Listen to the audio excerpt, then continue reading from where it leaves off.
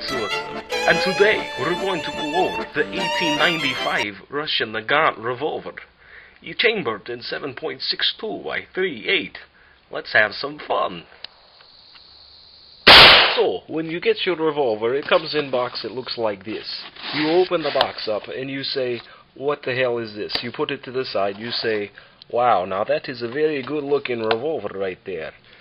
Then you say, oh cool, look at the holster. And it has a little snaps. And no, it doesn't come with ammo, but I put it in there just for fun, you know. And then you're like, wait a second, what goes to this? Oh, a screwdriver, where's it? And then you say, where's cleaning rod?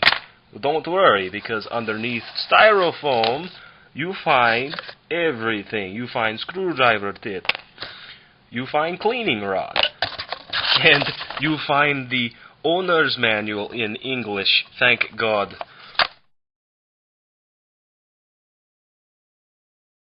Okay, so now look, holster looks like leather. There are leather attachments on holster, but it's some kind of synthetic half-breed cloth stitch something or other. There are versions of this that are in full leather, but this is very good anyways. So cleaning rod fits right inside of side, and your extra ammo in 2 rows of 7 goes top row and then beneath second row. It's a good holster. If you have any problems with this post-war World War II production, when you put your pistol in, which is kind of hard to do with one hand, you will notice very quickly that when you close the flap, that your leather tab will not fit up to it. So what I recommend you doing is cut a little bit of a slit, so when you actually have the flap closed, you can get the rest of it fit onto it. Just make sure not to cut too much, or your pistol will be flopping around on battlefield. Now, the ammunition is the 7.62 by 3.8. Not to be concerned with the 25, the 39, or the 54, of course. It is resemblance of a 32 long cartridge, which you can actually buy conversion cylinders to replace this one, so you can shoot the American ammo. The 7.62 stuff is interesting to say the least. It has a bottleneck, and it also is an indented cartridge inside. It is bared and primed, so make sure you clean your pistol after you fire it. As far as the pistol goes, the double action trigger right here is creepy, but you can get a pretty good pull going on it. The single action is very smooth. It requires probably around about 8 pounds of trigger pressure, but it is very crisp. The sights, as you can see, are pretty pinpoint. Here we go.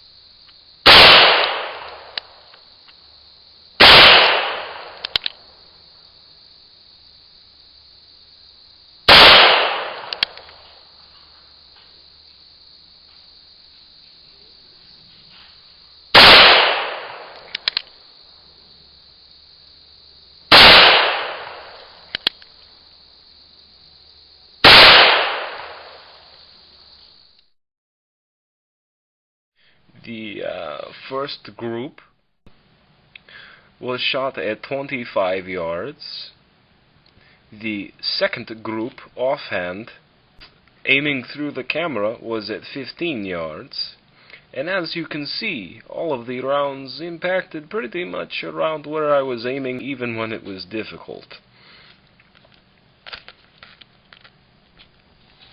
This particular model was made in 1944, which I believe that is the Tula Company stamp.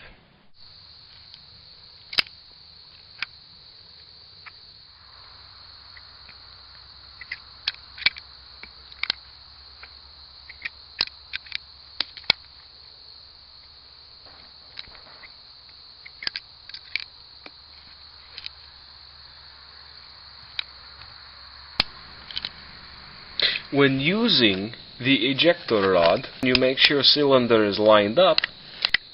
You take it and you screw, you pull it out, you swing it over top the cylinder, and you slide out the cartridge. I would recommend using a little bit more of a forceful poke to clear the brass out of the chamber, to skip the step of pulling it out.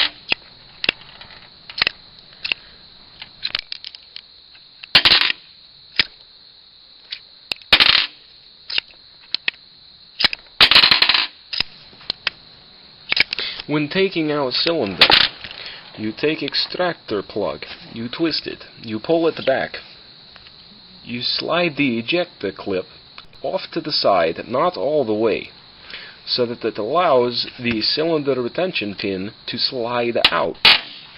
Once that is out, flip down your loading port and take your cylinder out. Careful that this little piece in the center of the cylinder isn't loose or flies out. When you take it out, there is a spring. You say, "Oh, spring." You put it back in, you twist, and you reverse all of your steps to insert the cylinder back into your weapon.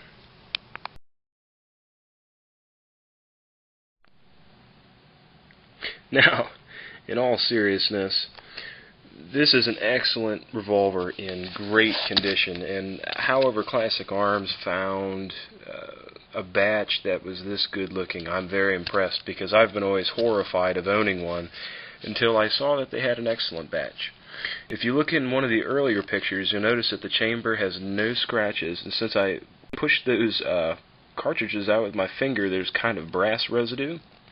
But I believe that's just from the cartridges, and it'll buff out with no problem.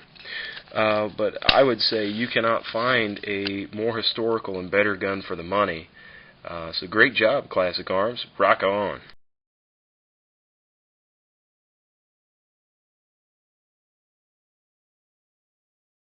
When shooting Nagant Revolver, make sure to put on your war face. Or maybe even this one. Or that one.